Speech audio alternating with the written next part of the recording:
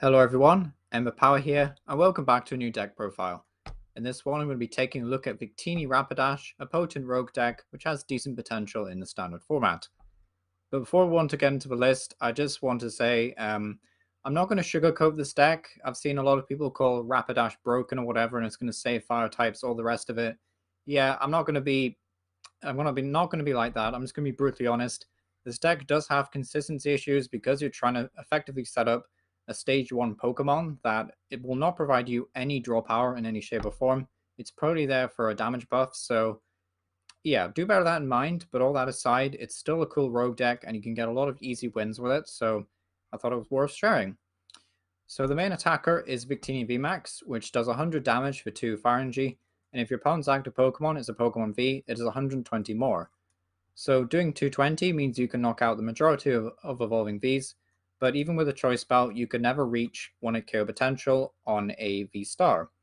But with the new Rapidash, you can. With 1 heat boost and a choice spell, you can actually reach 280, and then with 2 Rapidashes, you can reach all the way to 310 and knock out a Mew. So pretty decent synergy there. Also playing the Radiant Chariazrd, which has the attack Combustion Blast that does 250, and its attack costs 1 color less for each prize card your opponent has taken. And Combustion Blast in a similar position, only doing 250, but then it does 280 with a belt, and you can 1-hit KO V-Star Pokemon. So very potent attacker. If Radiant Charizard is too much to trade for, then I would recommend Radiant Heatran or Radiant Greninja as decent alternatives. So then just for other attackers, we have 1 Entei V with the ability Fleet-Footed that says once during your turn, if this Pokemon is in the active spot, you may draw a card. And then Burning Rondo does 20 damage and 20 more for each bench Pokemon, both yours and your opponent's. A decent secondary attacker. I do used to run more copies of Entei in the deck, but having a retreat cost of 3 is super annoying, and you're never really doing enough damage, even with the Rapidash. So I decided to focus more on Victini, and it ends up being a way more stronger, at least in my opinion.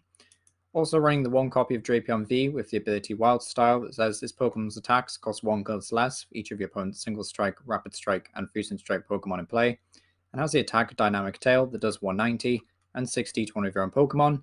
This is definitely here for the Mew matchup, although I would say if you don't like Drapion, you could probably cut it for something like a Baby Moltres to give you a better chance against Miltank, and then against Mew, you just want to try and boss up 3 Genesect to win the game using your Victinis.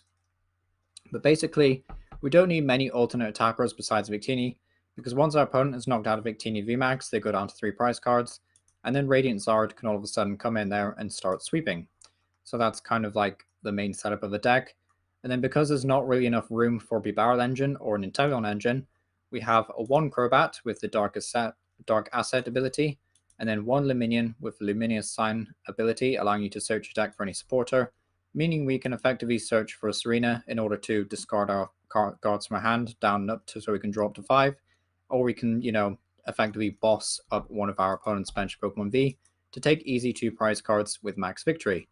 Because VMAX Pokemon aren't that central in the format anymore, what you can get away with doing is just trying to like boss KO multiple Crobats in a game and stuff. So that's why we run the 1 copy of Echoing Horn that says put a basic Pokemon from your opponent's discard pile onto their bench. I'm also running 4 Magma Basin because some games I've found that 3 Magma Basin wasn't enough. Either my opponent would start discarding them all, or 1 or 2 would end up being prized. And a lot of people are now running the Lost Sweeper item to try and send stadiums to Lost Zone and all that. So I find running 4 stadiums definitely helps out. But really, not much else to say about the trainers. I was running an Ordinary Rod in here, but I switched it out for a Clara because I think it's just better being able to retrieve Radiant Zard and 2 basic energy to make use of the Rapidash's Heat Boost. And then beyond that, nothing really too crazy. And then 10 basic energy.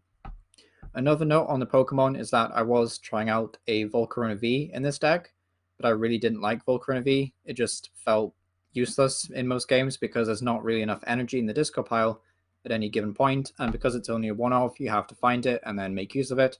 So in the end, I decided Volcarona V just really wasn't worth it, and it was just better to go Victini and then either Entei or Radiant Zard for the rest of the game. So yeah, not much else to say about the list. Bit of a quick one, but yeah, let me know what you think down below. Do you think this deck has any potential, or is it doomed to fail like the other fire decks that we've had? But either way, thank you for watching. It's been Emma Power, and I hope to see you next time. Thank you for watching.